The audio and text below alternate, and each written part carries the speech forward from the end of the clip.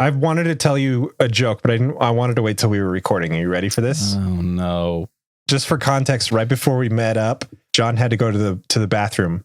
He was gone for an extended period of time. And then when he came back, we jumped on the call and just started talking. So when you were gone, the joke that popped in my head was, what do you call a musician that spends too long in the bathroom? Oh. I don't know. A pianist. Oh. You got so much more enjoyment out of that than I did.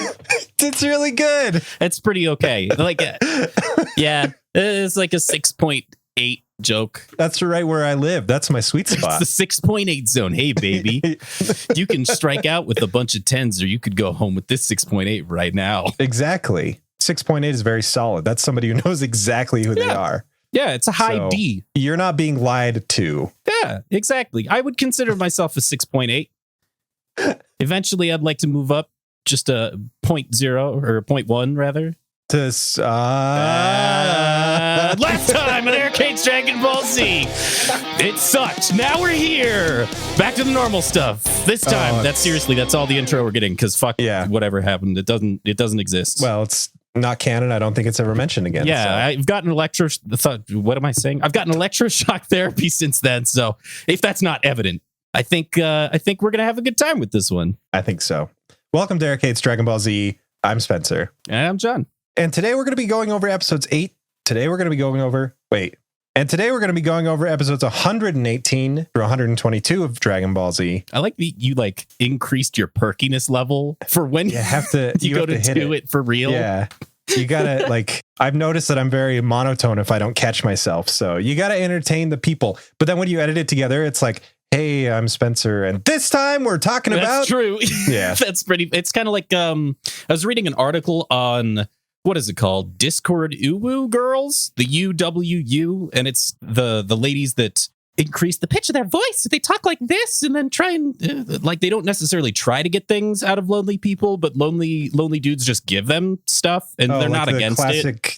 Stereotypical female streamer personality. Yeah, exactly. But that's a real thing, because I've worked a series of phone jobs, and on the phone you have to develop a totally different voice for who you're talking to, because if you just talk to people like, hi, thanks for calling RB's leasing, whatever it is, and my name is, they're going to tear you apart. I don't know what it is, but as soon as you make a phone call to a company, everyone does this. The person that you talk to becomes your arch fuck nemesis every time. Yeah. I want to talk to your manager. And so if you're a lady and you just kind of perk it up a little bit, hi, thanks for calling, and just give it a little bit of that fake Progressive insurance flowiness to it, it helps. It helps. I go the opposite way, and I'm like, hey, thanks for calling AAA. My name is John. What can I do for you? Wait, really? Is that your phone voice? Yeah, I've done that. Wow. No, I do have a phone voice. Everybody makes fun of me. Every time I answer the phone, my diaphragm just automatically kicks in from all the phone jobs. So I'm talking like this to you normally, and then as soon as I pick up a phone, hi, my name is John. Immediately it switches. I don't... It's either a superhero or a late night disc jockey. Yeah. Like an after hours radio show. It's entertaining enough to the people that they don't immediately yell at me. And if they did, then I'm me, so I would just yell back, and I didn't keep those jobs for very long. Everybody has their strengths. Yeah. This we can talk to people all we want, and they can't yell back. Well, yes, they can. Email us, mail at ehdtvs.com. We want to hear what you have to say, and then we'll say it back to you later. Yeah, that's true. In a few weeks. Yeah, we'll just read your words back to you. Dude, did you see that Dr. Briefs fan art? Holy shit, what? It's Dr. Briefs as a strapping young gentleman. That's fucking amazing, with the squirrel. It's really good. That is fantastic. Thank you very much. It's either ATI Van Halen or at I Van Halen or a Tiv Van Halen. It's Ativan Halen, because Ativan, the drug, and then Van Halen. Oh man, yeah, that's really good. Great. Okay, I needed somebody well versed in drugs. I got your back. Oh my god, what are we talking about? Dragon Ball Z, right? Yeah. I am so excited that we get to these talk episodes about, were so good. Yes, real Dragon Ball Z again, because Oh, the show. Oh, these episodes. I teared up a little bit because I was so happy that we're back into actual Dragon Ball Z. Then I was like, Garlic Jr.'s dead. Forever. He's never coming back. He's never coming back. But you know who is coming back? Episode 118. That There Is Earth, Papa. The counterattack of Frieza, father and son. The American title is Frieza's Counterattack. Oh, so Frieza's coming back. Well, according to the title of the episode, taking away all suspense and surprise, yes, he is. I don't know. The last couple episodes, they've been doing the this thing is happening, and then it doesn't at all. So sure. I don't know. We'll see. My episode title is Vegeta's No. Let me do that again. Hang on. Take two. Let me do a little cocaine, a little nose cocaine while I get the snot out. Is there another kind? But I know that you can eject it and it like kills you. Much like anything you eject in your I was face. going to say, I was going to say. This is getting cut. My episode title is Vegeta's New Transformation, a timeshare salesman for houseboats. I realize now that makes less sense if you one don't of the know what he most looks ridiculous. like. Yeah, but I get it. I do get it. First thing, did you notice the Trunks is in the background of the opener now? Yeah. They changed the opening, so there's a mysterious new character. Yeah. In with the rest of the Z Fighters in the opening credits. It's pretty good. Mm-hmm. The only thing that the Garlic Jr. saga really did well, I think, is create a sense of time between the end of the Frieza saga and the beginning of this one, because it really does feel like Goku's been away for a while and they've been like off Namek for a while and they've just been able to settle into their lives for a bit. Oh, I see what you meant. I thought you meant in that it creates a sense of time like it never ended. I mean, that does happen while you're watching the episode, but coming out the other side, it felt like it had been a while because Gohan, like it opens with Gohan and he's trying to study and he's thinking about his dad and like, man, you sure have been gone a while. And if that filler arc hadn't happened, he only would have been gone for like 2 episodes, but now he's been gone for like 12 episodes. Meanwhile, over at Master Roshi's island, Krillin is training. He does this cool thing where he's standing in shallow water and does a Kamehameha. The water vibrates around his ankles and then he just launches off. And the beam that he shoots creates a massive tidal wave that somehow comes back onto the island and splashes all over Tortoise and Master Roshi and the magazines that Master Roshi was reading. Well, the magazines that Master Roshi is reading, it's always porn. It's always porn. And it's like softcore, tasteful nudity, I guess. Yeah, I guess. Every time. But you get to see some of the magazines because you do not see that on whatever, Toonami, Cartoon Network. Yeah. And I really wonder how they cut it because it's not graphic or anything, but it's like surprising for the kids show that it is. Yeah, it's naked ladies that are like covering up their nips. It's not crazy, but it's almost exactly what you'd expect Master Roshi to be looking at. Like it's almost comical how it's not actually porn and that's what he's going crazy over because he's always watching things on TV like ladies gymnastics, exercise videos. Aerobics. Yeah. So, well, he lives in a world where there are dinosaurs walking among us and stuff. Who knows? Maybe that is like really maybe good that's stuff. Well, what were you going to say? Sorry. Maybe that's like the top of the pyramid because they're so distracted by all the other wonders going on all around them. I guess that's probably true. Maybe they didn't get bored like we did, so there's no like. Yeah, they didn't have to start go crazy climbing that ladder. Yeah. Oh, yeah, I see what you mean. So this episode's a little odd because it just feels again like everybody's waiting for Goku to arrive, but versus all the other ones where the story is meandering, waiting for Goku to arrive.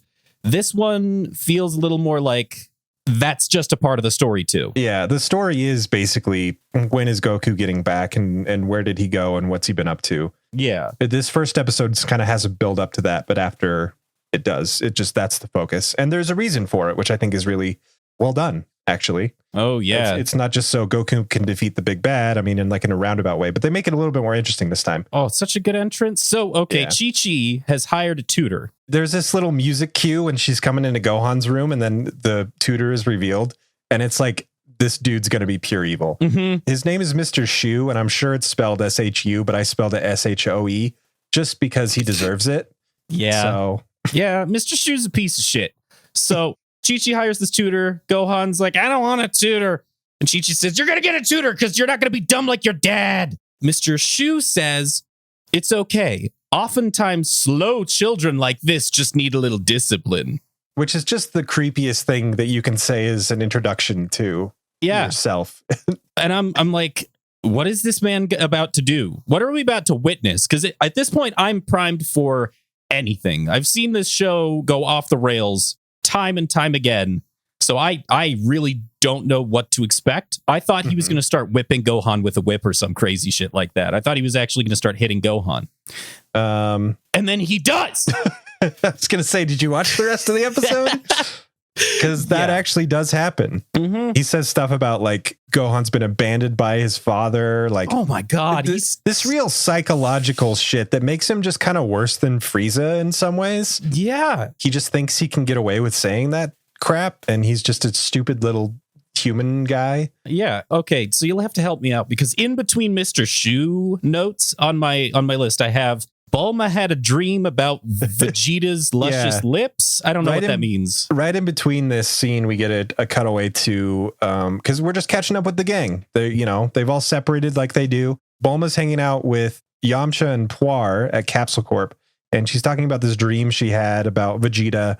And Yamcha gets really jealous because apparently they're still kind of sort of together, but Yamcha's too immature to really handle a real relationship. Yamcha's singing a weird song about how cats love food, which is very good. Food. Yeah. That's the song. That's click on my Discord name. When you click on Discord, you can have like a little profile thing that says something.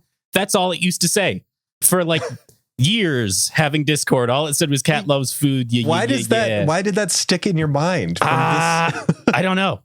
I don't know, but it did.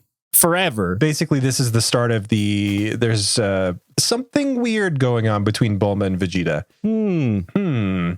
Anyway, then it goes back to the teacher whipping the student. Yeah, I think it's because Gohan got 2 mistakes on his test or something. Something like that, yeah. And so he's getting hit by this whip. We know Gohan.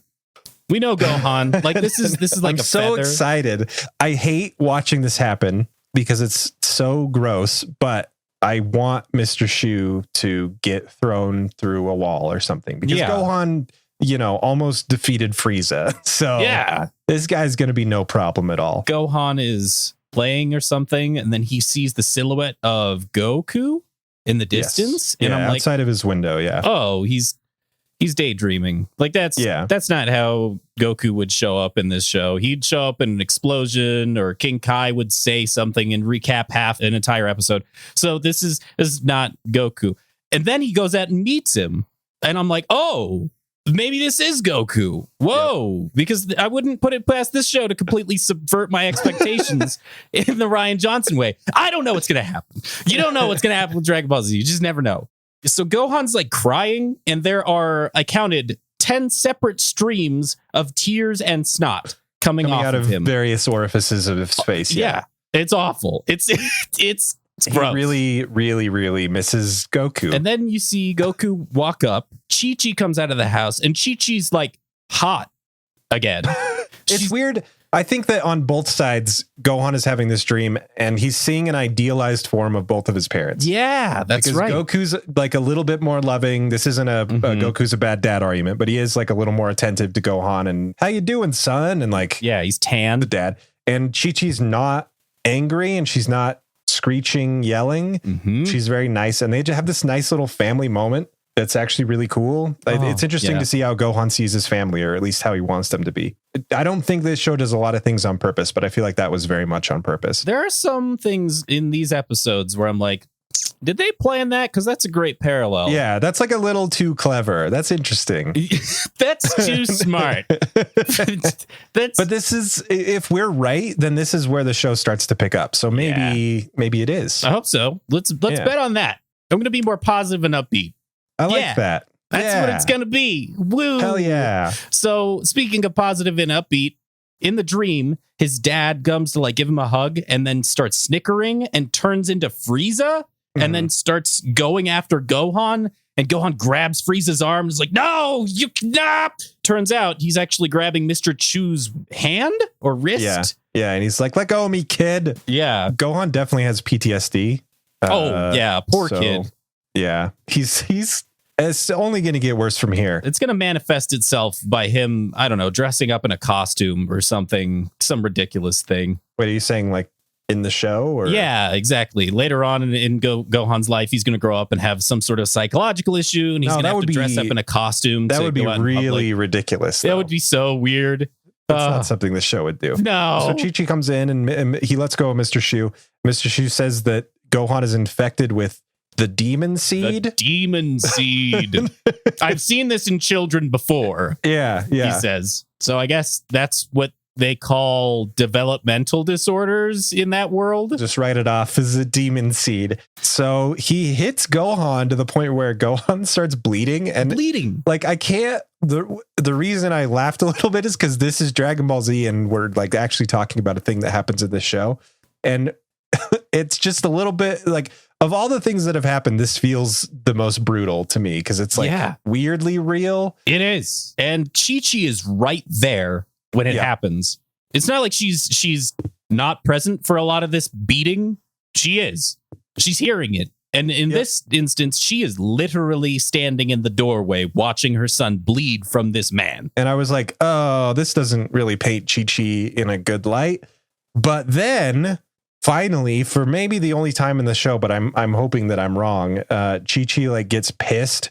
She opens the window of Gohan's room, grabs Mr. Shu and throws him out. Like, and not just like a wimpy, like this is she could be fighting alongside Yamcha and Tien kind of throw. Oh, she is so much better than Yamcha and Tien. If she had different priorities, she would be on the front lines. Yeah, it would be amazing. But she throws Mr. Shu out the window.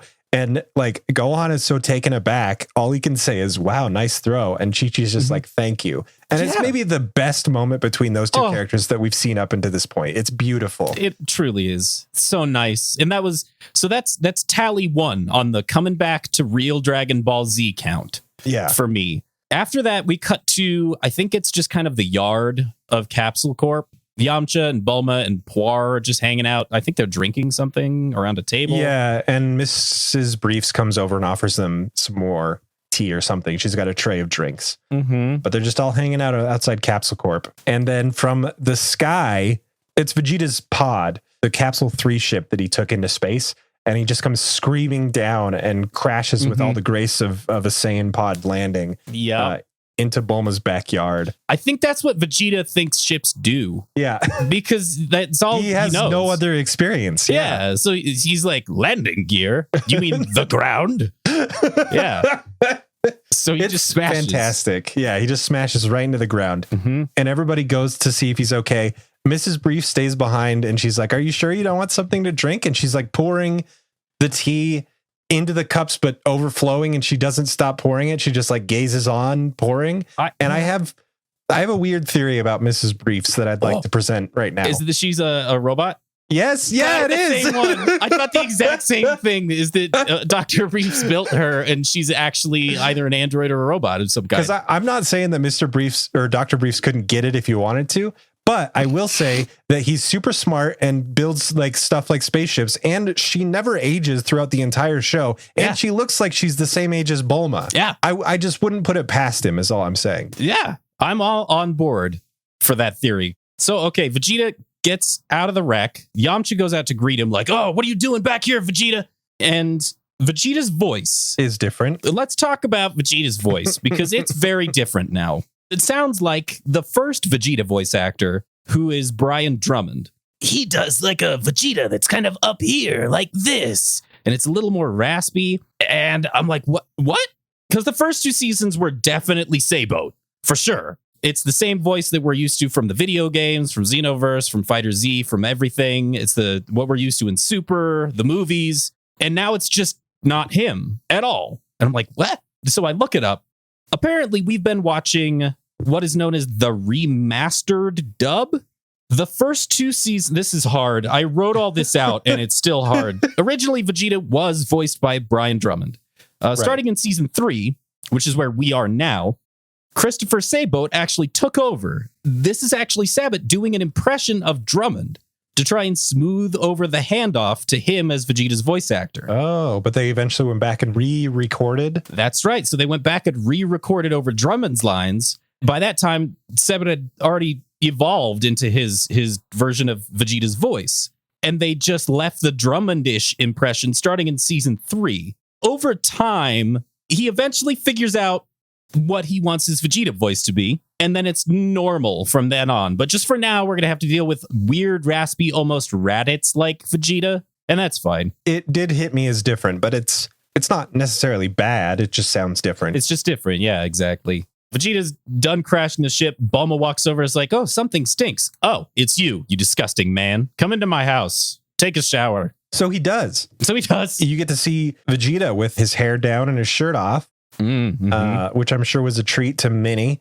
I don't know who said it. It's either Bulma or Yamcha, but they call Vegeta such an enigma. I think it was Bulma. I'm pretty sure. I think it was Bulma. I want it to be Yamcha.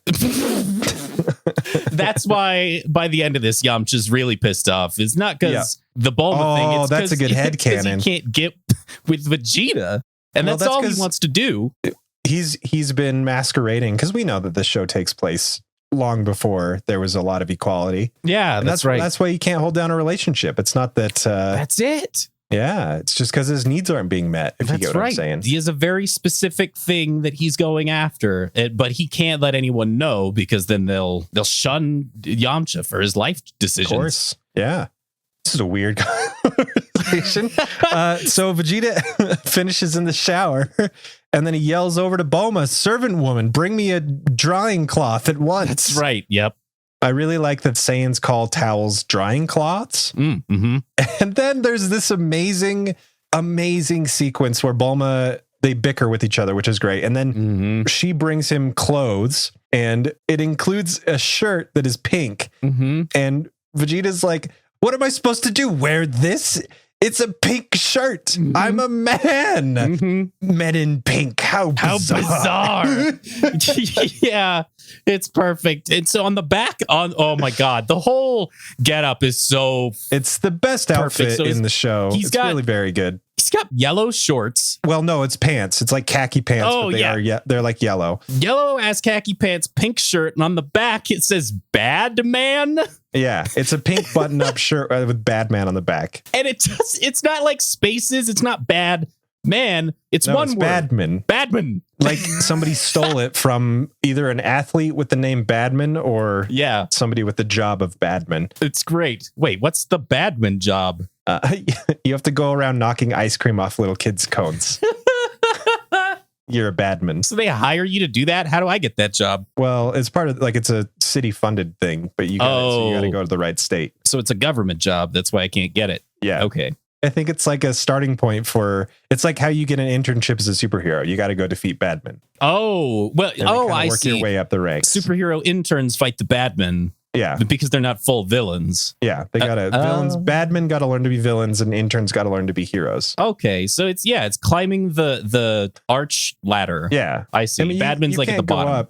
You can't go up against Thanos day one. You got to train. And you can't become a Thanos on day one. You have to start as a badman. Exactly. All right. Cool. Otherwise, where do you think he's going to get his henchmen? That's right. Well, henchman is the next step up. Let's not jump that far. Yeah. You got to work your way. Yeah. So, okay. Suddenly, the Z fighters start feeling some kind of strange force from outer space. Oh, yeah. There's a lot of random shots to space in this episode. And not on a specific thing, just like space. Just space. Sort of like a visualization of them, the people that can sense power levels, being able to feel something out there, which is really cool if the damn title didn't ruin it for everybody. I like that Krillin has to call Gohan on the phone to talk about the thing that they just felt, because they can feel energy through space and time, but they have to call each other on the telephone. Well, of course. Otherwise, what do you think? They're going to be telepathic or something? That's ridiculous. They're just going to communicate with using psychic powers? That'd be so weird. I do love that scene a lot, though, because it starts off with Ox King laughing. And it's another one of my favorite Chichi moments is Ox King is sitting there at the dinner table,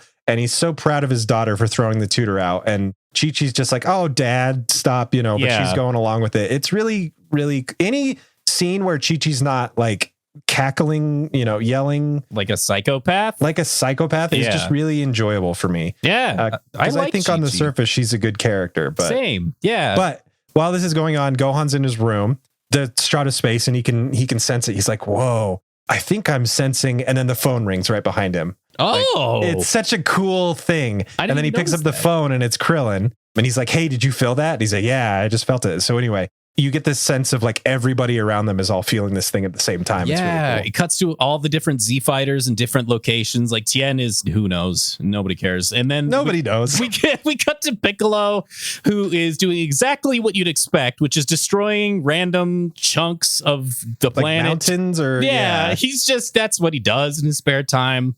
And then we cut to Frieza. It's great. So we cut to the ship, the inside of the ship, and you don't see anybody or anything specific at first. It does a lot of different shots to like body parts and things like that, but you can hear Frieza's voice sort of narrating the scene in a voiceover, and it sounds slightly different. Yeah. Like a little bit metallic, like they definitely added something to it. And so you see like a metal leg and all these weird parts, and then finally it like zooms out and you see for the first time Frieza, and he's half robot. He's now a cyborg. It's Mecha Frieza. It's Mecha Frieza. And standing next to him, who is absolutely gigantic and very similar looking to Frieza's second form, is his dad, who you don't find out the name of maybe ever, but his name's King Cold. Yeah. I honestly can't remember if they say it once. I don't think they do. I think one, like a henchman comes up and is like, Oh, maybe, yeah. King Cold, I found it. Actually, it's not that. It is. So we see them, cuts back to Gohan. He flies out the window of his house and Chi-Chi's like, no, wait, come back. And then she's like, I need to learn how to fly. Yeah. Which she does. Absolutely 100% she does. And so he flies off to meet up with Krillin and the others who are going to seek out where Frieza's going to land to stop him because he's Earth now. And then the narrator says his usual garbage. And then he's like, but will the Z fighters be able to stop King Cold and Frieza? Like, so you learn the name from the narrator. Yeah. Which is so wild to me. Narrator's helpful in a lot of places. One more thing. For sure. Before we go on to the next episode, Frieza has a line because Frieza and King Cold kind of go back and forth a little bit. Like, why are we going to this planet? We could just blow it up from space. And Frieza says, I've learned the art of revenge from you. Maybe you can appreciate how I'm going to do it. Something like that. But the last line Frieza says, as Frieza grips his fist, Frieza says, he will know the wrath of Frieza. And it's an incredible line to drop just before like a dubstep drop or a heavy metal drop. Like, I don't know. Would we get sued if I copied that line and did like just a drop? Do you think we get sued? I don't know. Is it like fall under fair use or parody or what? I'm going to do it. Here it is. Okay. He will know the wrath of Frieza. Sorry, lawyers. Joke's on you, Spencer. We don't have lawyers. Oh, no. We probably should. With all the sponsorships. Speaking of which, no, I'm just kidding. I don't have any fucking fake sponsorships this time. So, episode 119, the Japanese title is I Will Defeat Frieza, the Mysterious Youth Awaiting Goku. The American title is The Mysterious Youth. Hey, my episode title is Tien is a loser. It's just a line that Vegeta says. Like, it doesn't really, I couldn't come up with a better title for that one. So I'm like, yeah, okay. That's a good quote, though. It's a decent quote. Yeah. Yeah. This episode opens back on Frieza's ship, and we see King Cold just kind of chillaxing in his little throne chair, drinking a glass of wine. Yes. And it's like this perfect visual for his character. It's really like it. Very dark in the ship because they're in space and they have bad lighting in the ship. I guess they're aliens, so they probably have better eyes. Whatever, doesn't matter. But I know that we talked about how Frieza's always talking about drinking blood and licks blood. So that wine could be blood. Yeah. Because the lighting's bad. So we don't really know. I think that's acceptable. Yeah. I also noticed that the art and animation department got their full budget back. Even just the characters on Frieza's ship walking around have like an extra 2 frames to their animation. It's, oh my God, we're back into Dragon Ball Z. Yeah. The show starts to look really good, actually. Yes. So everybody knows it's Frieza's coming.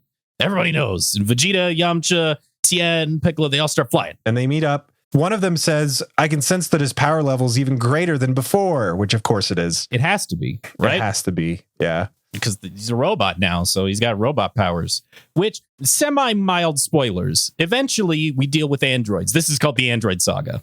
Oh, yeah. And one of the big things about androids that they learn is they cannot sense their energy because they're mechanical beings. So is it because Frieza is not an android, but instead is semi-biological and is more of a cyborg? that they can sense Frieza's energy. I think it has to be that. But that doesn't check out, though, because then even further down the line, some androids are proven to be biological. And maybe whatever. I don't know. The only theory that I can come up with is maybe they're sensing King Cold and they don't know it, because nobody ever says I'm sensing 2 life forms from Frieza's ship. I think Gohan says that, like when on his phone call with Krillin. Really? There's 2 of them and they're huge. Yeah. But at that point, there's other players in the mix. Yeah, who knows? I don't know. This is a move on kind of moment. This is just like, next episode. We could talk about this forever, honestly. But I love these scenes of like individually it cuts from like Gohan and Krillin and then Tien and Yamcha. They're all flying in different parts of the world, but there's a really nice sense of movement as it cuts back and forth from all these different sets of people going to the same place to meet up. It's really cool. And once they all land, I believe Krillin and Gohan get there last, and then Bulma arrives in a helicopter with Poir, which is a terrible idea, but she lands and says, yeah, I'm not missing this. I'm going to see Frieza. That's right. After everything he did on Namek, I at least want to see him. So, Fierce Bulma's better than Namek Bulma. Bulma's back! Yeah. Finally. I clipped really hard when I did that, but it's because I'm so excited. It's worth it. It's all coming together. It's all coming together. It feels really good. Tien realizes that the last time they hung out with Vegeta killed him. This is where the line comes in that you said. Vegeta calls Tien a loser, and they begrudgingly agree to work together to defeat Frieza because Vegeta needs to wait around for Kakarot and get more powerful than him. Whatever, he's got a thing. So Vegeta calls Tien a loser, which Tien is significantly less powerful than Vegeta. But Vegeta is now hanging out with Tien voluntarily like an equal. So who's the real loser in this situation? My guess is the one with the pink shirt. Could be. Or actually, the answer is Yamcha. You're not wrong. Yamcha's character sort of takes a turn in these, these episodes. Yamcha, like I liked Yamcha in the first 2 seasons. Yamcha from here on out, nah. Yamcha becomes full joke character. Maybe being killed by Cybermen wasn't the best thing for him. Yeah, that just turned the whole thing for Yamcha. Yamcha was going to go on and be the star and surpass Goku and learn how to become a superhuman, the first ever. But nope, that was the turn. So Frieza's ship lands. Oh, they see it in the sky. It's so great. Like, I really appreciate how quickly this arc is moving along. Yes. Because it's like the second episode and Frieza's here already. And it doesn't even, like, the last episode didn't even start with Frieza. It introduced him at the end. I just like how quickly it's going. It's moving at a very good pace. Yes. And they all prepare. Gohan and Piccolo have this really cool moment where Piccolo claps his hand on the back of Gohan's shoulder and says, "Are you ready?" It's nice to see the Gohan Piccolo relationship because it's full big green uncle now. Yeah. It's all coming together. The Rubik's Cube. It's aligning. It's so We've almost got it. We've almost got the whole thing. So when the ship is coming and arriving, it's so big it's blocking out the sun. And it's just casting this massive shadow over everyone. And you get beautiful reaction cuts to everybody's faces in this background that's just absolutely epileptic, but it goes around to everybody's reactions. And it's so goddamn good. Weird sound thing I noticed. All of the sound effects for the ship landing only play in the left channel. Oh, that is weird. I don't know why. It's the only thing that only plays out of the left channel, but I had to go back and replay it. And I'm like, did they get the sound effects from Japan and it was mono? Or did they screw that up in post? If the rest of the sound effects are fine, I would assume that they screwed it up in post. Yeah. Because I've definitely done that before. Like on the podcast and stuff. It's where you mono.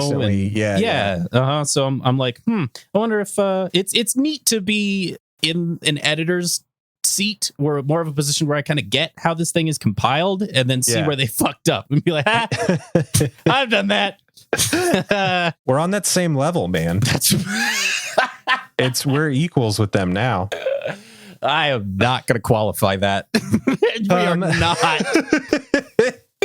Oh my God. So, okay. King Cold is so freaking tall. And this is going to date this episode, but you know about the Resident Evil vampire lady that everybody's just all wet over or whatever? Yeah. I mean, I think it's really impressive that they made a woman that tall and freaky while still being incredibly feminine. Like usually when you do that with a female character, it takes a dive into being a parody or like over the top. Yeah. Like over the top, like just really bulky and muscly and that's how you do I see what you mean. You see what I mean? She has an air of femininity about her, like the way she's dressed and everything. Yeah. But she's still freaking terrifying. I gotcha. I see what you scare arousal. Anyway. That's the word.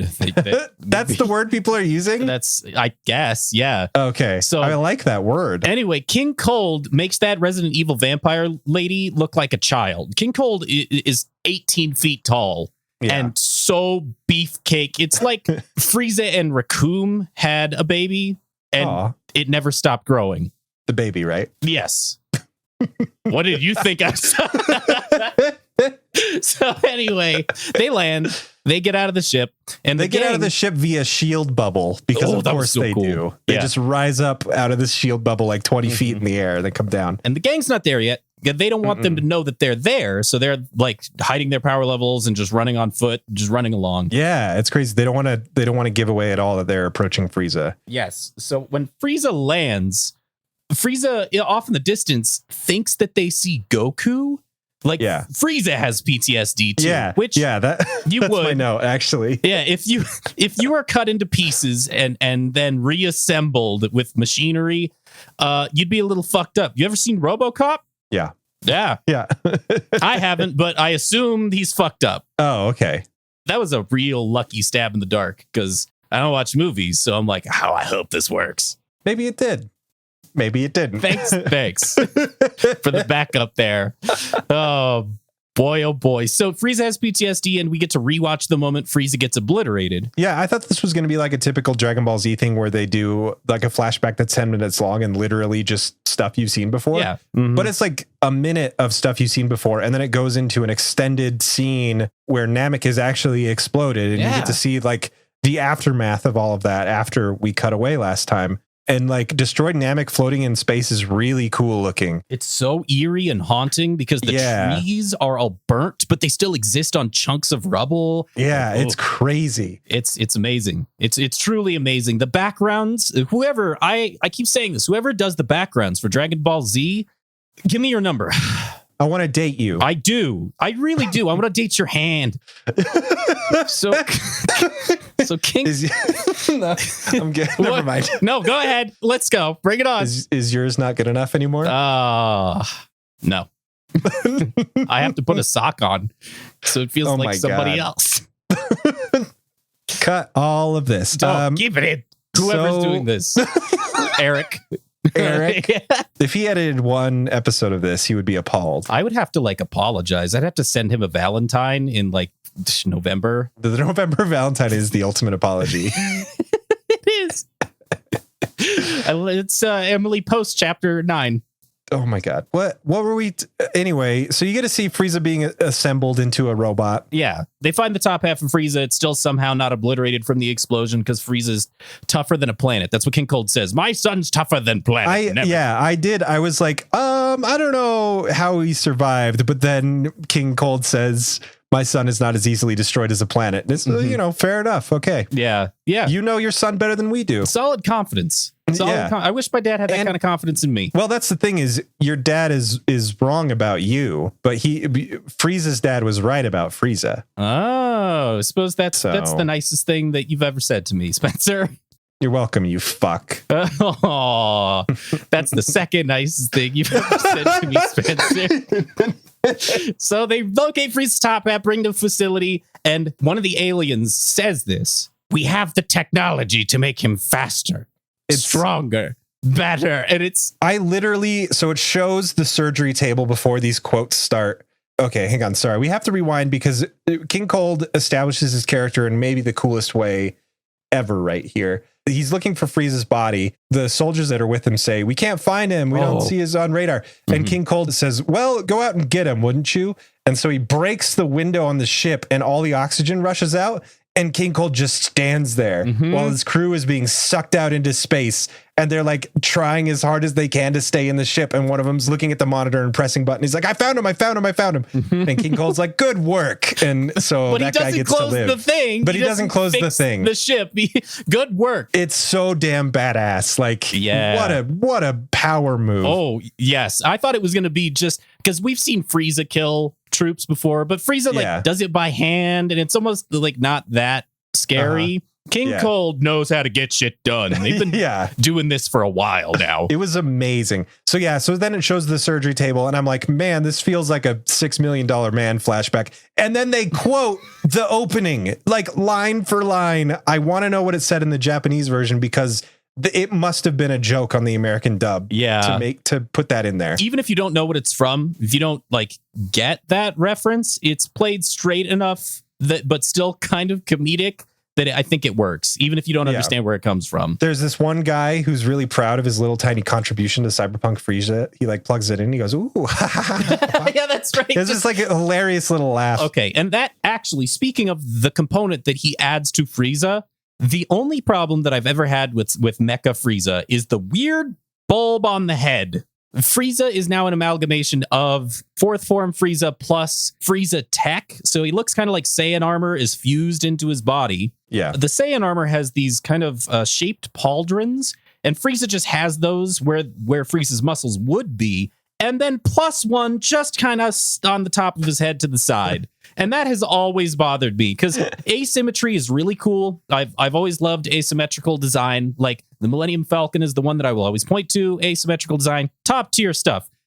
But not that. It's just so whack. It's so weird. He adds that on. Frieza wakes up and immediately is like, take me to planet Earth. Yeah, it's great. And his dad does. Like, I just want to point out, as evil as these two are, King Cold seems like a really good dad. Yeah. Like, he's proud of his son. Mm-hmm. He's letting him do what he needs to do.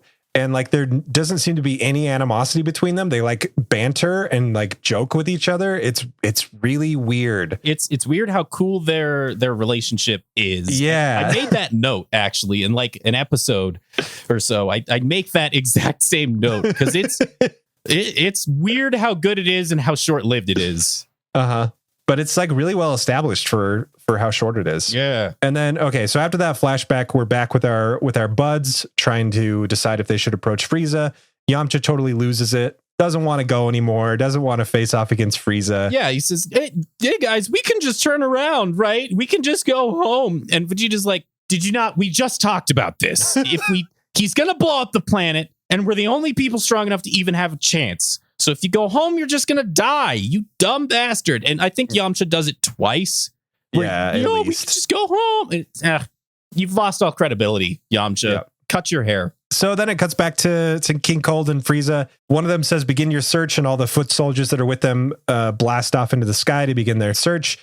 And they're instantly cut into a billion pieces and they land back on the ground. Just like a foot soldier rain. Yes. And it's really good. Mm-hmm. You don't see what happens or who does it. And after a couple of seconds, the camera shows a new pair of shoes landing on the ground. Have you noticed that's how this show really likes to introduce new characters now? Yeah. Is the new pair of shoes. The pair of shoes. They do it a couple times. New kicks. It pans up and you get to see a new mysterious character with a purple jacket, and the jacket has a Capsule Corp logo that they focus in for a while. And the purple hair. The purple sexy hair for the time. That was the Brendan Fraser hair. Oh yeah, it totally was. And like everybody that I knew that watched Dragon Ball Z growing up, which was more people than you'd probably expect. Yeah. But like Trunks was the shit. Well, let's get into it. Next episode. Okay.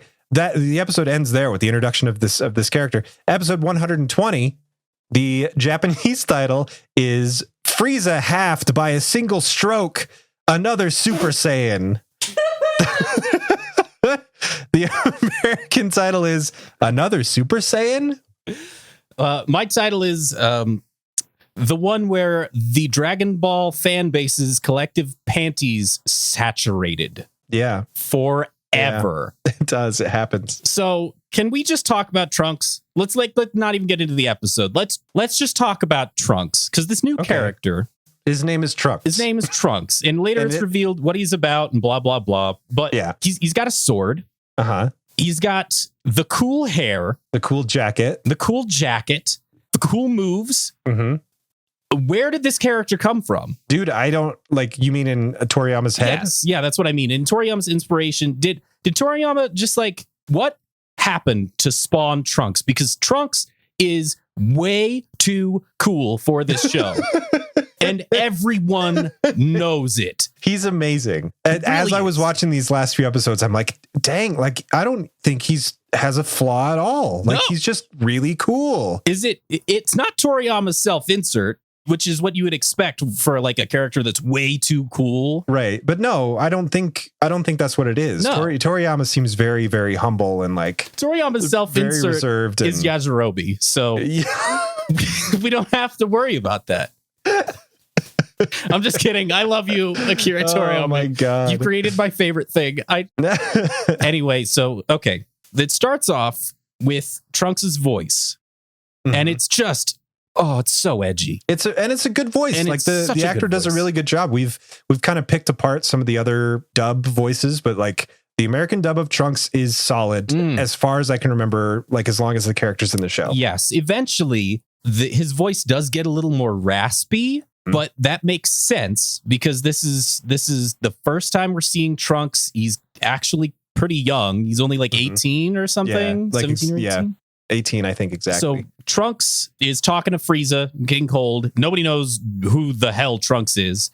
And the gang feels this immense power. They're like, what is this? Yeah, somebody thinks it's Goku, but they're like, nah, it can't possibly be Goku. It's a little out of order. Yeah, we should backtrack just a bit because there's some pretty good stuff that happens at the beginning of this before it cuts to our gang. Yes. Yeah. So there's some cool shots, some like really good shots actually, of Frieza and this mysterious kid talking to each other. One of the surviving foot soldiers scans Trunks and I'm just I wanted to have this mystery of like, ooh, who is this new character? It's Trunks. I'm not going to be able to keep the secret. We can't. I tried so hard. He's such a big deal. Like from this moment for this whole arc, and then he returns. He's such a fan favorite that they bring him back in Super, and they give him his own movie. Like there's some really good Trunks stuff. Yeah, but the show does a really good job of keeping it under wraps. Yes. Oh my God. For like episodes on episodes. Everything else. This is the one secret they actually keep really well, like keep you guessing until the reveal in a few episodes. And it's really good. Like it's delivered really well. It's obvious. I don't think there's a person who's heard of Dragon Ball Z who doesn't already know the origin of Trunks because he's such a big character. But like the show handles it really well. Yes. If I was watching this for the first time, I would have been really surprised at the reveal. I remember watching this for the first time and being that exact age range and being like, this is my new favorite character. Who is this? He's so cool. Like, he nailed it. Yeah. Absolutely nailed it. You keep joking about how edgy it is, and like he does walk that line, but I think it's done on the conservative side where it's still very effective. It's not a parody of itself or anything. His weapon isn't a scythe, and he's not wearing a black cloak. He's not like, there are other animes that do that. I know that they exist. I don't know what they are, but he's not full edged lord. He's Dragon Ball Z edgy, which is perfect amount. So the surviving foot soldier, one of them scans Trunks with his scouter. Remember scouters? And he says his power level is only 5. He goes to shoot Trunks, fires off a shot, and within an instant, Trunks deflects it, I think with his hand. Yeah, just pew, and the blast fires back at the guy, and the guy mutters, "But 5." Right before he gets chopped. It's so good. And then the kid just chops all the soldiers down easily. Oh, okay. So this moment where Trunks uses his sword to cut everybody down. Yes. Did you notice? Here's how it plays out. Trunks grabs the Frieza says, "Kill this punk." The soldiers charge and yell, and the music's like da da da da da, and then it just cuts out, and the screen goes black. Like the music cuts, the sound effects cut. You just see some white slashes across the screen, and then the I think this might be like one of the very first like shimmering sword noise effects, and then it slowly fades back in, and everyone falls apart. It's fuck season 1 and 2. Fuck season 1 and 2. We're here. We're in Dragon Ball Z. We're in Dragon Ball Z time. And so it's really impressive even now after all of the other media that we've absorbed. It's 2021 right now. After everything that's come out, it was really fun to watch. Fingers suck. Yeah. It's so good. And I think the chefs actually kiss their fingers, right? They don't. It's not a suck, it's a kiss. Yeah, that would be unsanitary. Oh, and a kiss is fine. A kiss is better. Oh my God. All right. So yeah, go ahead. that's when the real Trunks comes out and the power level is sensed. Yeah. There's a really good line by Trunks where Frieza's like, are we going to do this? I don't have all day after all of his henchmen are killed. And Trunks is like, you really don't have all day, more like 5 minutes, which I thought was a really cool callback to Frieza saying, 5 minutes until the planet explodes. I didn't even notice that. It's so good. I don't even know if it was intentional, but that's one of those other things where I was like, Yeah. is this actually, or was this just coincidence, or are they being clever? Doesn't Trunks say, I know you're here for Goku? Yeah, and then King Cold says, what's a Goku? Except he does it in his amazing voice. What's a Goku? And then Frieza's like, Father, I know you're bored, but please try to catch up. Like the whole thing. The whole thing. We're back at Dragon Ball Z. All right. So watching Trunks be cocky and knowing who Trunks is related to is so endearing. It's so perfect. It's really good. It's played so well. You can see parts of all of his family lineage in his character. Like if you're really trying to solve this mystery, I bet some people did before it was revealed and they felt really good. Like there's just enough sprinkled throughout. Yes. And there's also a couple red herrings, which is interesting. Anyway, it's good. It's good stuff. Also, whoever was in charge of the music they just rocked it. They just rocked it the whole time. It's really good. It's so good. This episode, it's so good. This is catharsis. That's what this is. This is the complete fuck opposite of the last whatever we dealt with. Yeah, I was so excited to watch these episodes. So Trunks says, you're about to find out what it's like to fight a real Super Saiyan. And I'm not talking about Goku. Yeah. And they're like, what? Yes. The drop. Trunks becomes a Super Saiyan. He just does it. And his Super Saiyan hair, everything about him is cool. And it's then really his cool. Super Saiyan hair. His hair is down, right? And it's long-ish. So it looks a lot different when he powers up and goes gold. It's oh my God. It's got a really unique shape to it. That's really cool. The only thing that I can think that would cause Toriyama to create a character this cool is after he showed up with a shotgun and pumped it. I have to fix this. Yeah. What have you done to my show? He came in and reached into the bottom drawer of his desk and he had a little baggie and he opens it up and pours a line onto his desk. And then he started researching samurai and didn't stop for 48 hours. Oh, okay. And created this character between the assistance of substance abuse and rage at his own staff. But then again, thinking about it, he created Trunks in the manga before any of that other stuff happened. So. Right, yeah. But so who knows when he did all that? But good. I hope he calls me up and he's like, "How did you know? Do you have a camera?" He has enough money to like hire anybody to come kill you. Yeah. Oh God. Yeah, you're right. Cut this later. Cut this out. So, okay, Trunks turns Super Saiyan and everybody feels it. Dude, he powers up so hard that like the dead bodies that he just killed fly off into the distance. It's great. It's oh my God. He does a little bit of yelling. It's just enough yelling. It's just enough yelling. It's not egregious. It's also, I like that he starts yelling, starts powering up, and then ad break. And it cuts off his yelling. And then when it comes back, he's not still yelling. So it's not like too comical. It's perfect. It's just perfect. God. It's the edge. It's the sharp edge of his blade. It's perfect. It's so weird that this is the second Super Saiyan that we've seen in the entire show. This is the character they decided to be to be on par with Goku. It's wild to me. Yeah. What a decision. It's so excellently cool. We get introduced to, oh no, Big Bad Frieza's coming back. He's extra powerful and he's bringing his dad. It's just like when you're a kid, you're like, my dad's going to come kick your ass. That's what Frieza's doing. And then we get this new character that is a good guy that is way cooler than his dad. So I also like that Vegeta is now the de facto in charge guy of the Z Fighters. Oh, easily. He just takes over. Yeah. No contest. Mm-hmm. Trunks transforms. Frieza freaks out. And understandably. Understandably, because he's faced this kind of thing before and it did not end well for him. That freaks him out. He keeps talking about the eyes. They have the same eyes. And like, I think it even superimposes Goku on top of the scene. So they have the same eyes, which is really interesting. And of course, none of our guys are here to witness this at all, which I thought was very fun. because normally you'd cut to them and they'd be like, what just happened? Oh, it looks like he's a Super Saiyan. He must have powered up and transformed. They don't do any of that. It's so great.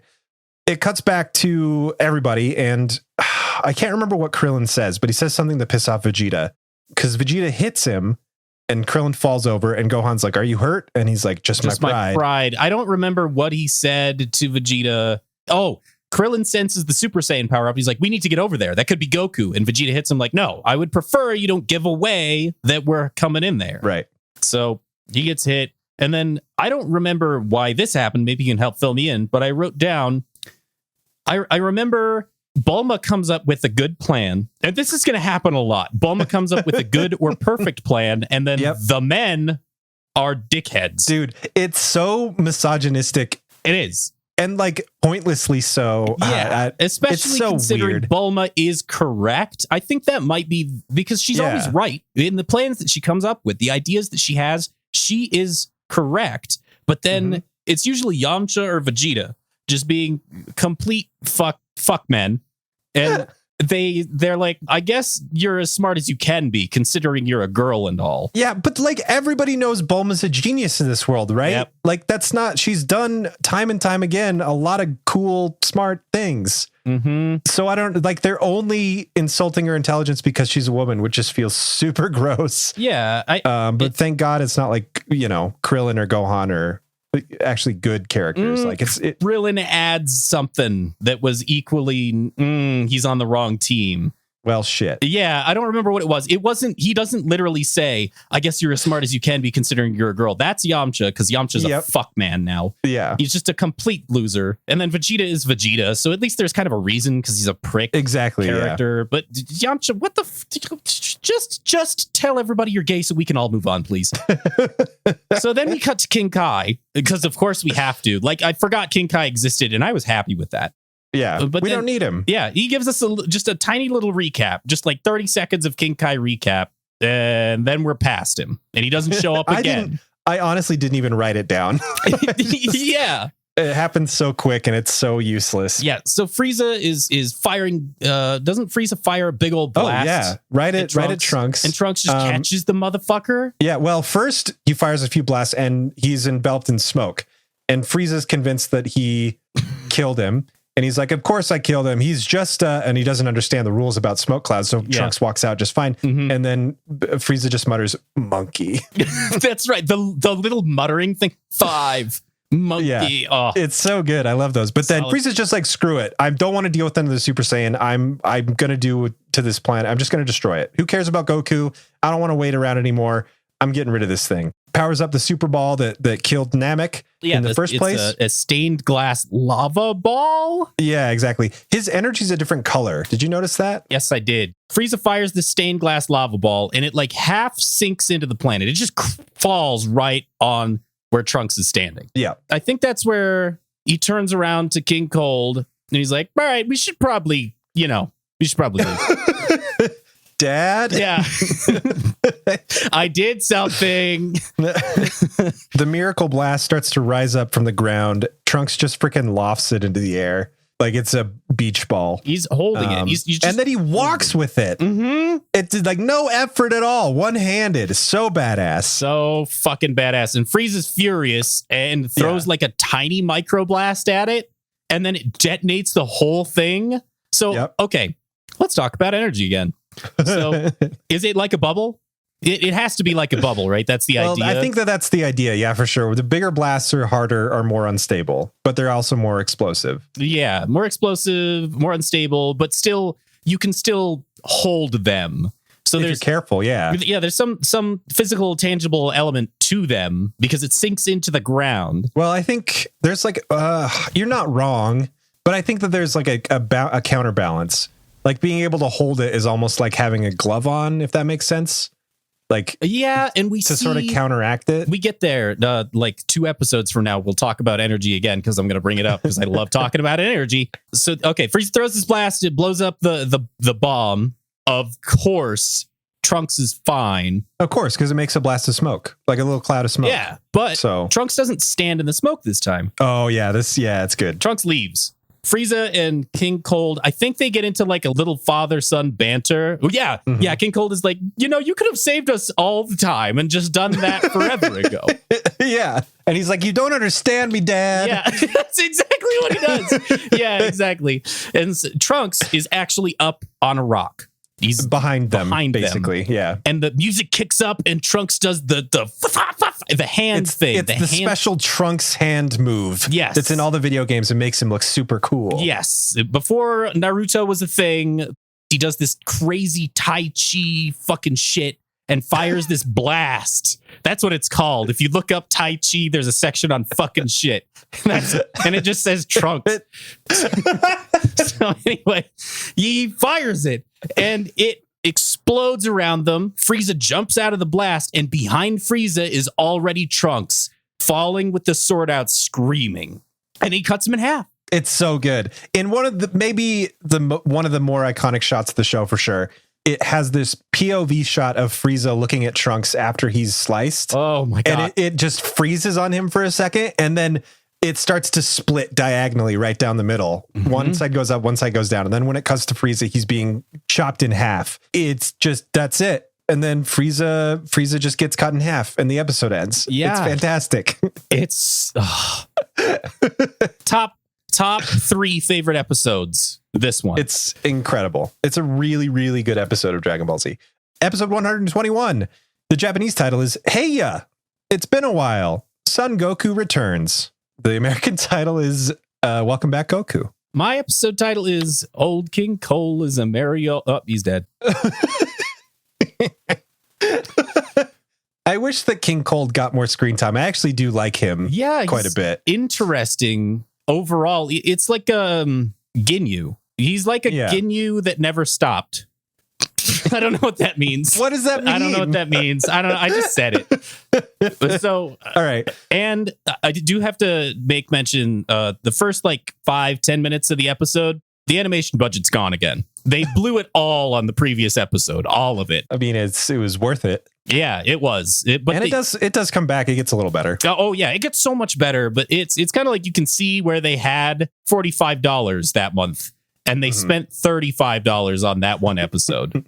So for the next 2 episodes, they kind of have to like, all right, let's get Jeremy from down the street. He's cheap, but... Oh, hey, guys. Yeah. Oh, God. I'm so excited to work on Dragon Ball Z. Hey, Jeremy. What are we drawing this time? Oh, my God, what happened to Frieza? Yeah, that's what we're doing. You're going to draw that again, even though we already... You have fun. Close the door, close the door, close the door, close the door, close the door, close the door. Elevator close. Elevator close. This guy works for sandwiches. Just let him do his thing. So Trunks obliterates Frieza again. Yeah, in the follow-up shot to him getting chopped in half, he just goes ahead and slices and dices him a little bit more. Yes, and then after his final swing, he puts his hand up under his arm in the completed swing, puts his palm out and just blasts Frieza. It's just smithereens. Obliterates him. Like Goku should have done. Ugh. Trunks doesn't have that same moral quandary. Nope. Because unbeknownst to the audience at this point, he's been through some shit. Oh, yeah. Trunks has earned his edginess. That's what it is. Trunks' edginess is not edginess for the sake of being edgy. It's earned edginess because of his experience as a character. It's like an actual arc. Like, it changes him for sure. It's amazing. Anyway, it's really good. Character in this show. I know. And he has like an arc, but it's a while. Anyway. Yeah, it's a little while. So he whatever sword Trunks puts his sword away, he does this awesome thing where he puts it in the hilt almost all the way, and then he stops. And then he puts it in the last inch. Mm-hmm. So it makes a cool sound. Anyway, Clink. It's really...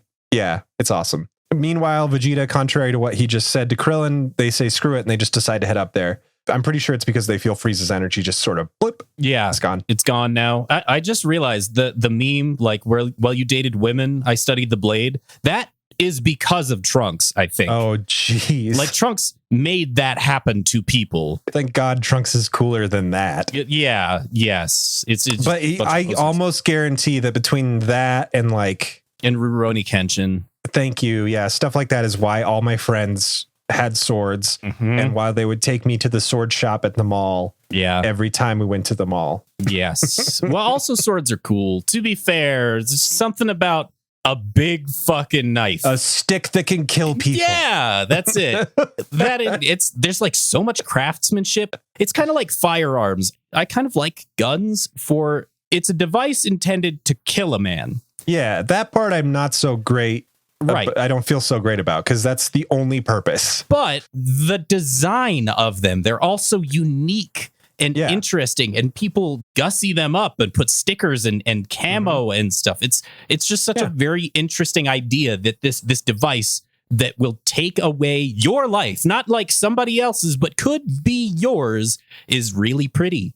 Like it's just such a weird thing to me. It is pretty wild. And it's not just guns. Like that's just carried on from swords. Weapons. Yeah, exactly. Because kings had the prettiest sword with the rubies in the hilt. And it's like, it's there to kill a guy. Like, well, who gives a shit what it looks like? But it's wild, dude. It's wild. Such an interesting thing. So anyway, Bulma says the gang is like rushing. And somebody's like, I love it. Krillin's like, see ya. I'm going up there. Like he just blasts off. Like, cause just go. Somebody might need help. It's great. Yamcha's about to leave and Bulma's like, no. You're not leaving me behind. That's right. Yamcha has to carry Bulma, which perfect. Yamcha, you dumb bastard. You deserve everything that happens. You deserve everything you're going to get. And I'm sorry you don't have a redemption arc, but I really don't remember you having one. Nope. So it's only King Cold and Trunks left. Everybody else is dead because our heroes haven't gotten there yet. Yeah. And Trunks has done such a good job. So it's only them two, and they decide to talk for a little bit. Yeah. King Cold does the most traditional villain thing I've ever heard in my entire life and just says, join me and become my son. Yeah. Even though his son just died seconds earlier. It's maybe the only hint of the bad father we get to see. King Cold doesn't react to Frieza's death at all. At all, as you would expect. He reacts to Frieza's death the same way Emperor Palpatine would have reacted to Darth Vader's death. Yeah, it's like, ooh, somebody stronger killed my son. I'm going to make him my son. Yeah, and it just makes me like him more. Yeah, I mean, as an evil person, for sure, 100%. Yeah. It's a really good way to go. But they start talking about the sword and how King Cold is sure that he was only able to kill Frieza because of the sword and wants to see it up close. And so Trunks actually just gives over the sword to King Cold. Of course, this is the part where we need to see that Trunks is capable without the sword to establish him as a expert fighter no matter what. Right. This crazy physics-defying thing happens where King Cold, of course, turns on Trunks, grabs his sword, and the sword grows 5 times its size that day. Yeah, that was weird. It was so weird. It just gets massive. It's because they handed it to Jeremy and then went to break. Like they went for lunch break. So they came back and they're like, what? All right, guess that's going in. It's supposed to be that big. Give me my sandwich. You only get half the sandwich this time, Jeremy. But I did such a good job. You did what we paid you to do, but you also forgot proportions. Maybe that's our bad. But maybe that's our bad. Maybe that's on us. All right, Mom and Dad. Get back in the closet. Under the cupboard. King Cold attacks Trunks with his own sword. Yep. And Trunks just stops the sword with his bare hand. Yep, he does. He just catches the motherfucker because we didn't think that Trunks is badass enough yet. So sure. We just needed that extra. So he takes the sword in his hand, blade first, and King Cold's like, why, you dirty little Saiyan. And then Trunks just blasts him and kills him. How does he kill him? He blasts him through the stomach, and then King Cold gets blasted way back and smashes up against a rock and is slumped there. Trunks walks up to a slumped King Cold, and King Cold says, wait, I'm not really a bad guy. It was my son. Frieza was the dickhead. I'm not a dickhead. And then Trunks explodes him. Yeah, it's really very good. Yeah. And that's it. Frieza and King Cold. Oh, and then Trunks just blows up Frieza's ship. Oh, yeah. Like one just despite how useful it might be later, he just blows it up. And that's it. That's every villain that's introduced in this arc so far is now gone and dead. Yes. Which is super, like, I love how quickly this moved. And we're moving on. And the gang arrives and sees Trunks. And the first thing that Trunks says, because they don't know what Trunks is about yet, they're like, I really hope he's on our side. They know that Trunks defeated Frieza and his dad. They didn't even know who King Cold was. I guess Vegeta might. Anyway, they don't know what Trunks is about. And the first thing Trunks says is, Goku's going to be landing in like 3 hours over there. You want to come along? Follow me. Yeah. And it's then so flies great. Like away. his demeanor totally changes. Yeah. It's fantastic. Yeah. So good. It's so freaking good. And so they arrive at the place where supposedly Goku's going to land. And Trunks whips out a capsule corporation. What is it? It's like a cigarette holder. It's like a wallet, but it's filled with little capsules. Oh, wait. Is this? Oh, first he takes out this weird device when he lands. He's like, okay, this is the spot. The tracking unit still works with the original satellite. That's you right. rule, Gramps. And then he closes it up. And then he takes out this little cigarette case that has capsules in it. Mm-hmm. And when he does, Yamcha's like, whoa, everybody be on guard. He's doing something. And then Trunks throws the capsule and it turns into a mini fridge. It's a mini fridge. And it's filled with beer and heat tap. Yeah. It's got soda and beer. Well, if you listen to the English dub, it's root beer and grape soda and all kinds of delicious stuff. Bulma says, I'm starting to like this guy. He has root beer. And they act like they've never drank soda before because it's like ambrosia. Like they are just so satisfied with this drink. That's all it takes. Some cold drinks and booze. That's all it takes. And then everybody's on his side. Fair enough. Yeah, that's all, That's a good way to make friends. My favorite part of this is they're asking Trunks, so where are you from? What are you about? What's your name? And he's like, I'm sorry, I can't tell you. And it's so nice that they're not revealing it. He's just like, I'm just a fan. Yeah. And then Tien says the only thing that Tien will ever say to give him any kind of personality, which is, well, is his shoe size a secret too? Everybody like turns on him because after all this free soda, he won't tell him his name. And so they're like, oh, is his shoe size secret? I don't know about this guy. And then we cut to Chichi, who it's my favorite. So Chichi bought Gohan a learning bed, like in the Venture Bros. Yeah. So that he could learn when he sleeps. It's like a weird robot learning bed. And it says study. Like it should say study, but it has an A instead of a U. So all of the boxes for this bed say stady. Like it's so odd. It's creepy. But the scene does start with Ox King like power sliding his car right next to Chi-Chi's house. It's really awesome. And then it cuts back to our gang. Who tells Vegeta that he likes his shirt? So it's Trunks. Vegeta looks at Trunks and is like, what are you staring at? Despite the fact that Vegeta has been staring only at Trunks this whole time. Trunks looks at him for like half a second and Vegeta's like, what are you looking at? And Trunks is like, oh, it's just that I like your shirt. And Vegeta says, you would. I don't know what he's implying there. I can guess, but I'm not really sure. Yeah. And then it happens again and Vegeta goes, what do you keep looking over here? Haven't you ever seen a pink shirt before? He's so insecure about the damn shirt. It's amazing. Really it's beautiful. This is one of those scenes where they're just waiting for Goku to get there, right? So there's like a lot of little tiny vignettes between a couple characters. Yeah. You get Gohan and Piccolo talking about why Piccolo decided to stay on Earth instead of go to New Namek with the rest of the Namekians. And it's because of the relationships that he formed and the connection he has, which is really cool. He's growing. Bulma and Krillin talk about how much Trunks looks like Vegeta. That's right. Doesn't Krillin accidentally knock down a can and Vegeta? Yeah, he's playing with this grape soda can and he knocks it over and then he's like, oh God, Vegeta, I'm so sorry. Yeah, specifically to Vegeta. That's great. And so then Trunks, he's got a watch that tells him what time Goku should arrive. No, not what time it is, but like the only thing the watch tells him is when Goku arrives. The rest of the time it's useless. Anyway, Goku arrives and Goku finally arriving, I got proper stoked. It was exciting. Like, you get to, I mean, like we already know, we have future knowledge, but like it's exciting because you're going to get to find out why the kid's here. Goku's coming home and everybody's there to see him. And like, it's cool. We haven't had like a proper moment where Goku just gets to hang out in a long time. And there's no threat right now. In any other season, Frieza would have defeated everybody at this point, and then Goku would have, immediately into fighting. Anyway, there's this, so everybody senses him on approach, and there's this really cool like series of shots of the Saiyan pod re-entering Earth's atmosphere from like far away. It lands as Saiyan pods do with the crater. Everybody goes to meet him. Well, after it lands, somebody says, I think Krillin says, I hope he has some airbags in that thing. And then Tien says, why? To protect the ship from his head? Oh, yeah. Tien's on fire. He really is. But that's all he's got. Like, that's it. After this, he shuts the fuck up forever. Way to go, Tien. Woo. Raise the roof for you for this 1 second. And remember, we didn't know how Goku got off of Namek. Yeah. But when the Saiyan pod lands, we clearly see the emblem of the Ginyu Force on the Saiyan pod, which is really clever storytelling. That's not all we're going to get, but episode 122. The Japanese title is My Dad is Vegeta, Admissions of the Mysterious Youth. The American title is Mystery Revealed. I didn't come up with a title for this one. So, yep, it's his dad. I guess. I don't know. Here we go. Okay, I got one.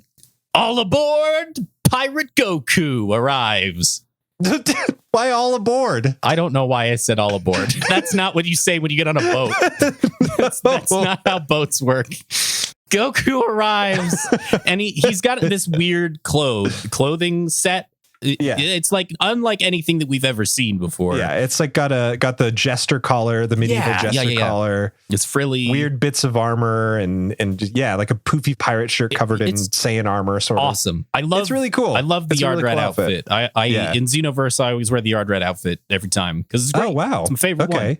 That's cool. It's that asymmetry thing. This is that done right, I think. Yeah, it's an asymmetric outfit and it looks great. Yeah. So everybody cheers. Yamcha says you're the man, even though it's just Goku arriving. You're alive. You're the man. Yeah. Goku sort of explains that he knew Frieza was coming. He could sense him. Frieza passed him for some reason. We of course know that Frieza did it so that he'd kill everybody that Goku loved before Goku got there. So he's just as confused about what's been going on as everybody else. The mysterious kid, Trunks, talks to Goku and says, hey, Goku, could we talk privately? I got to tell you a few things. Goku's like, yeah. Yeah, he just agrees. Well, he's just fine with it. Yeah, I think it's because everybody says, Goku's like, where'd Frieza go? Who took care of him? And everybody points to Trunks. It's like, that guy, Trunks did it. This person. They still don't know his name, actually. Yeah. It's like the mysterious youth with the purple hair and the sexy face. He did it. And so Goku's like, oh, thanks. Like, he doesn't really say anything else. He's just like, cool. Yep. Guess I don't have to fight for my life and watch my friends die. Again. Thanks. Yeah. That's when Trunks asks Goku, look, I got some shit that I got to lay out. I got some plot that I need to dump, but it has to be over here. So you can't, because the other people can't know. And Goku's like, well, all right. King Kai does that to me all the time. So, all right. So they go. How does it start off? Does Trunks ask Goku, why are you late or something? And then Goku says, oh, I would have used instant transmission to get there. Yeah, I can't remember exactly how it happened, but like he says, oh, I know this cool move where I can teleport instantly to any location in space. Yeah. I was going to use it to get to Earth, but then I didn't. I really don't remember his explanation, but it wasn't good to me. No. Like he says that he has this super move where he can just get home, but yet he rode the spaceship all the way there and knew Frieza was coming to kill people, but didn't use it. Yeah, so I think he might have said something about sensing Trunks' energy or something, but like I didn't buy it. Yeah, that one's a throwaway. So Trunks asks Goku, "Hey, I need you to show me your Super Saiyan. Can you do it? Can you just show me?" Yeah, just like on command. Mm-hmm. And Goku says, "Well, I couldn't at first, but now I can." And boop, he just does it. He just does it. And then and it freaks everybody out because they're all staring at these two from across the way. And they've never seen it before. Gohan has, but no one else has. Yeah, that's true. And it freaks everybody out. Okay.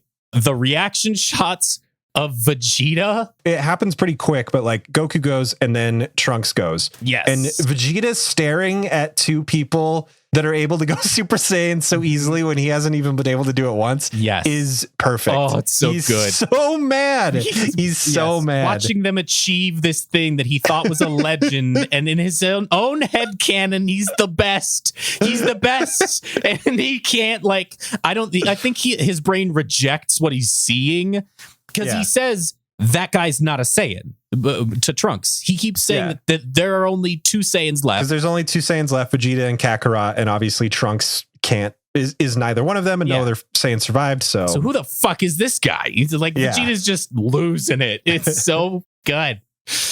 All right, so then Trunks is like, all right, well, now I got to test you to make sure that you can handle it. And here's where we're going to talk about energy again. I was positive that Goku was going to be the one to challenge Trunks because he always does. But in this case, Trunks actually challenges Goku, which I thought was wild. Yeah, nice little reversal. So, okay, energy thing. The way this works is Trunks is attacking Goku with the sword. With the sword. First, he does like a fake out, and the Goku doesn't move. He's like, "How come you didn't move?" And Goku says, "I felt you. I could sense. I in your searched heart. your feelings. I searched your feelings, and I knew you weren't gonna." So Trunks says, "Okay, for real, I'm gonna cut you." Yeah. And starts swinging the sword. And Goku holds up one finger and covers it with energy. As Trunks attacks him with the sword, he blocks every hit with a single finger that is coated in this energy. Yeah, so that's what I was saying. The energy glove. Yeah, that completely, like that 100% confirms that's how energy works, right? Like that's it. Nail in the coffin. Like sort of like magnets. Like the polar. How do they work? When you reverse a magnet so that you can feel the repulsion. Oh, yeah. Okay. I see it's like each section of the magnet is a different person. The energy repels itself. Gotcha. Or other people's energy repels. Yeah. I could see that. Or you could flip it around and make them combine because we've seen attacks combine. We've seen, yeah. Yeah. Exactly. So it's just controlling it. Yes. Yeah. Cool. I just wanted to throw that out there. This is not my favorite part of the episode, but it is a great part. Awesome animation too. Every time Goku blocks, there's a big circle-y, explosion-y kind of thing. Like, you know, it's a strong ass hit. He's really trying to hit him and he's really blocking. Afterwards, Trunks says, "All right, I think I can trust you." And okay, as a human being, that doesn't fucking make sense. But as a Saiyan, it totally does. Because that's what Saiyans that's their do. Ideology. Yeah, exactly. He finishes the fighting. He's like, okay, and then tosses the sword up in the air. "I think I can trust you, blah, blah, blah." And then he leans slightly to the left so that his sword hilt is no longer diagonal. It's sticking straight up and down perpendicular to the ground. And the sword just falls in. Just falls in. Without him even blinking or like flinching or anything. Just falls right in there. Just the best. He's just just that cool. Trunks then unloads the plot. His personal backstory, yeah. And he tells us who the next big bad guy is. Yeah, what an interesting way for a serialized show like this. Like traditionally, you know, every season has a new big bad. What a cool twist on the formula to like tell you what's going to happen ahead of time instead of drawing out the reveal. I thought that was really interesting. But he says, you know, "My name is Trunks and I'm from," I want to say 20, but that can't be right. It was like 18, some like amount of years in the future. Or 10 years in the future, 5 years in the future, 20 years in the future. He says so many numbers in this sequence. Yeah. And then like 6 years after that, this thing happens. And then 2 years after that, I build a time machine and go back in time to now so that 5 years from now, it's so confusing. But essentially he's from the future. He's from the future and he has to go back in time to help stop what happens. Yes. He in 2 years, he's going to be born. In 3 years, on May 12th at 10 a.m., these monsters that were created by Dr. Gero of the Red Ribbon Army that Goku faced off against when he was a kid and let go. He even chastises Goku. He's like, he does. You should have finished. You should have just killed him. None of this would have happened. Mm-hmm. So I've come back to help you guys stop them, essentially. Stop my horrible future that I grew up with from ever happening. The threat is going to be 2 androids created by the guy you didn't kill from the Red Ribbon Army. This plot, incorporating old elements with new ideas like the Super Saiyan, it's already leagues above everything that we've seen so far. It's really cool. What a genius idea to like bring the new mythology and combine it with some of the old adversaries from Dragon Ball. Mm-hmm. Like to bring Goku's past back in a big way, but still test his abilities today. Like it's really interesting. It bridges the gap of the shows. Yes. It does come up awesome. That Vegeta is Trunks' father. Yes. Goku, of course, acts flabbergasted. Like, really? Huh? That guy. That guy. Him? During this whole conversation, it keeps cutting to the gang and they're trying to figure out what is going on. Yes. And one of the times they're like, at least he doesn't have his sword out anymore. And then I think it's Yamcha at the end that says, yeah, and Goku put his finger away too. It's perfect. That's actually really good. It's very, very good. Goku's finger is exactly as dangerous as a sword, is what he's saying. So every time Trunks gives like some information and it does cut back to the gang, you see Piccolo is reacting to Trunks' information. Mm-hmm. He's staring right at him. And he's a little standing away from the rest of the group. Then Trunks also reveals who his mom is, who is Bulma. And that kills Goku. It like floors him. He's like, I always figured Yamcha for the... okay, all right. And then Trunks is like, you can't tell them this because then I might not exist. And the future, none of this would have happened. So, okay, you like time travel. Oh, yeah. You that's like a sci-fi thing that you're really into. Yeah, super good. There's probably terms for this. if you go back in time and then change something and then you cease to exist, what is that? Like, that's a paradox, right? It's a grandfather paradox. Okay. You go back in time and kill your grandfather before you were born, so you're never born. So how do you go back in time to kill your grandfather? But that's not the time travel rules that Dragon Ball Z is using right now. That's what I wanted to say. Dragon Ball Z uses, predictably, Dragon Ball Z version of time travel rules, which is right now, whatever. Actually, this saga is actually really good at following the rules. Later on in the show, they break it, I think. Yeah, I'm pretty sure. But for now, the way time travel works is I am in a horrible future. I go back in time and give information to somebody to change that future. I go home. It actually kind of breaks down here, but I go home to my horrible, ruined future. But I know in my heart of hearts that somewhere in an alternate timeline that I've created, there is a version of events that played out better. Yes. In that one, the one that he's going to, things will turn out fine. So by going back in time, he's creating, and they explain this in Super, and it's kind of like sketchy, but they like literally have a graph and everything. They show a graph. That's interesting. And it branches off when Trunks goes back in time, and then it branches off again when some other things happen. Like they really tried to explain it. So I want to give them credit for really trying to stick with it, even though we'll get to the next part of the saga. And I am a fan of how they're doing it so far. I honestly have a fuzzy memory, but like right now we're seeing it from our gang's perspective. So you don't have to deal with the messy consequences of like, oh, but if Trunks is changing the past, what happens to him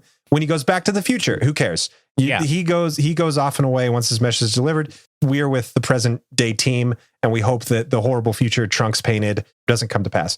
One of the reasons that Trunks' horrible future comes to pass, he lets us know, is before the androids even arrive, Goku contracts a heart virus. That's not given any more explanation than that. It doesn't matter that he's a Saiyan or can go Super Saiyan. It doesn't matter how strong he is. It's an infection and you can't fight it. So Goku dies before the androids even get there. Yes. It's a little weird how almost dead on it is to what's going on right now, and it kills off our main character in that. The timing was very odd in this whole situation. But anyway, so Goku's going to contract the heart virus. Luckily, Trunks is from the future. And one of the things they've done in the future is created a cure for this virus that he happens to have in his pocket. So he tosses that to Goku and says, when you start to show symptoms, take this medicine and you'll be good to go. You'll be able to fight and we can start to change things around. And Goku's like, oh, this is great. I bet it's grape flavored. Yep, because it's purple.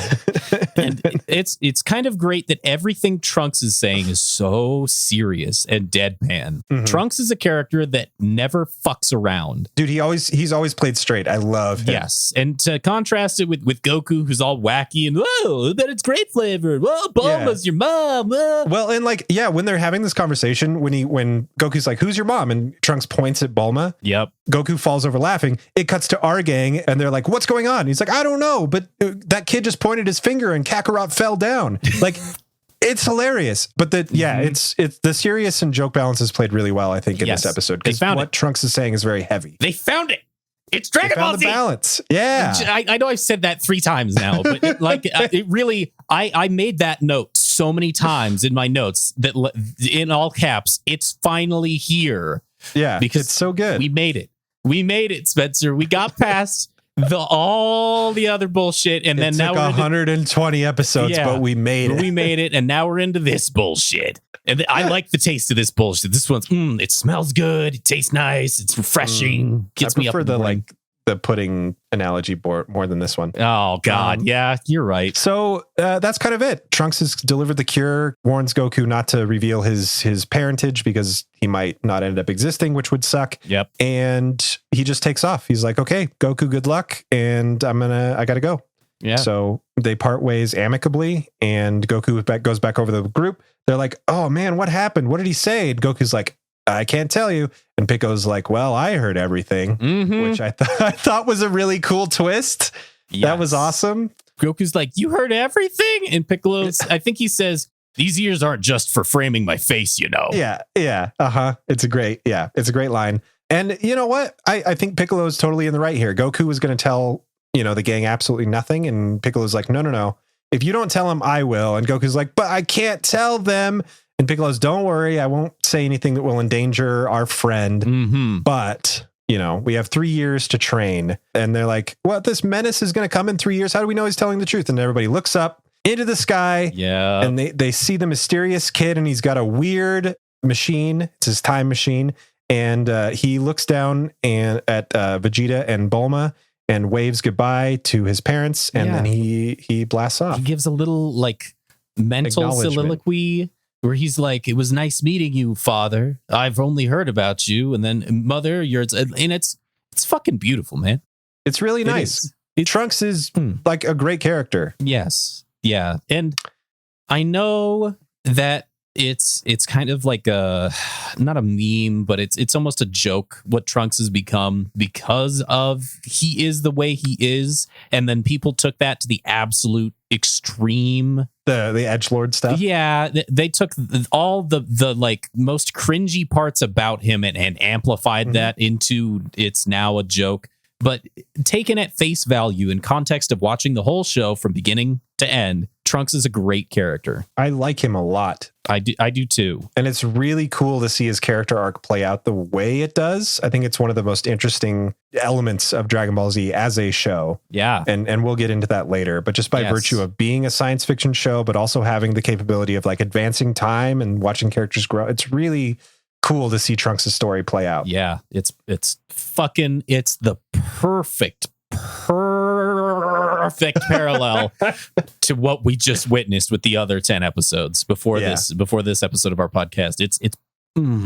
I could not have asked for a better 5 episodes. I really couldn't. This one, I love it. It's a wonderful way to come back. I love it. It's really good. Almost to the point where I'm like, should people start watching the show around here? Because it's really good. Honestly, yes. I'd say this is a great point to pick up the show. If you are going to pick up the show, well, hang on.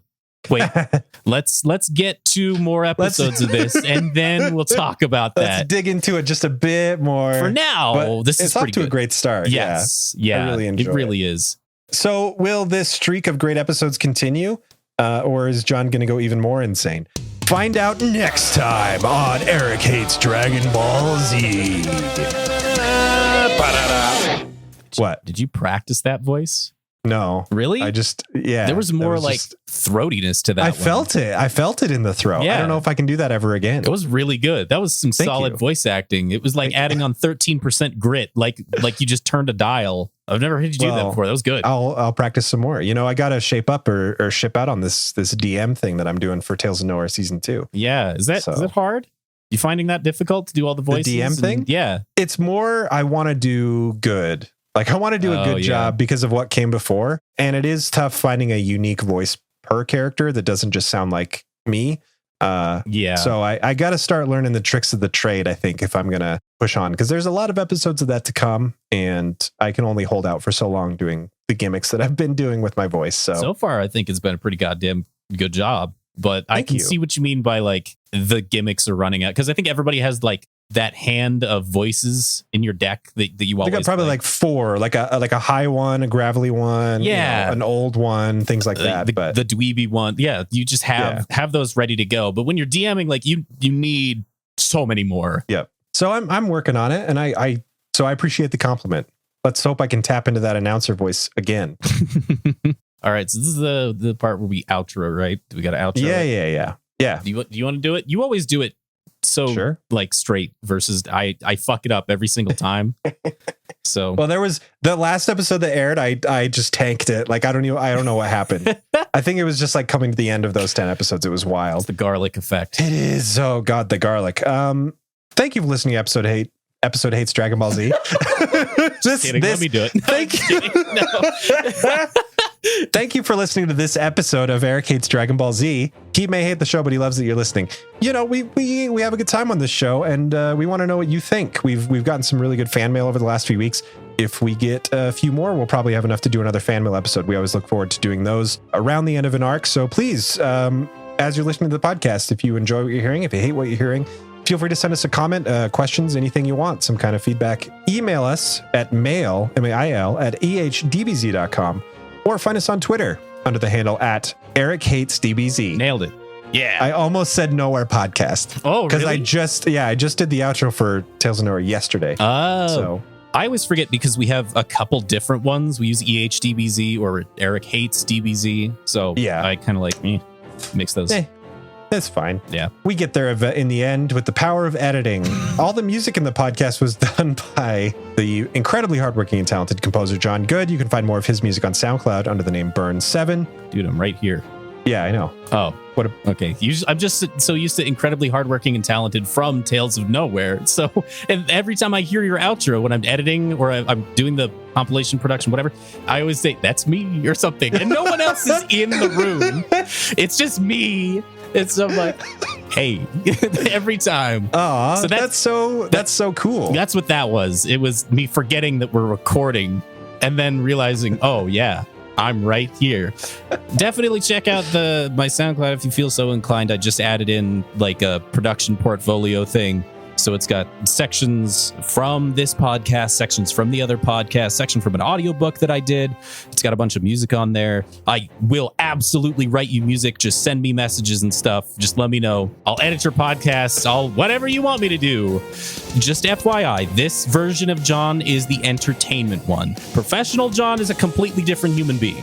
So he's worse. It's so much worse. He's such a douchebag. He plays everything he's incredibly so talented straight and hardworking. So yeah, don't think that just because I'm an asshole here that I genuinely am when I really buckle down and get shit done. Yeah, it's very. You hear that, Toriyama? Hire this guy. That's right, Toriyama. Dude, if they hired me to write Dragon Ball Z music, I would explode. Speaking of exploding, our Tales of Nowhere podcast is in season 2, and it's doing great. Jump on board that. We're only 3-4 episodes into it. By the time you'll hear it, it's a great time to start listening to that. It's great. Spencer's our DM. He's doing an amazing job. Voice. Everybody thought he was just gonna eat shit from the beginning. Yeah. Everybody. They all talked about it. They had a text group. No, we talked about it in your kitchen while you were there. We were doing that like kind of be loud enough that you can hear thing because we wanted you to hire Matt Mercer because we know he's your neighbor. But you know what? Who the fuck needs Matt Mercer? We have Spencer. I honestly don't know what to say to that other than, hey, Matt, how's it going, man? Talesofnowhere.com. You can also follow it on Twitter at Nowhere Podcast. Yeah, you got it. You just said it. I remembered from 2 minutes ago from when you said it. And this is the shittiest part of this where we have to come up with fun. Thankfully, here at Eric Hates Dragon Ball Z, we do a new episode every 2 weeks. So even if you're caught up, you don't have to worry because we're not going to leave you out in the king cold for too long. Ooh, that was actually really good. First try. Did you just come up with that too? Off the top of my head. I was really worried I was going to screw it up. When they give you words like cold, when they give you character names that are just... You can't just leave it in the trunks. Oh! Double whammy. I love when that happens.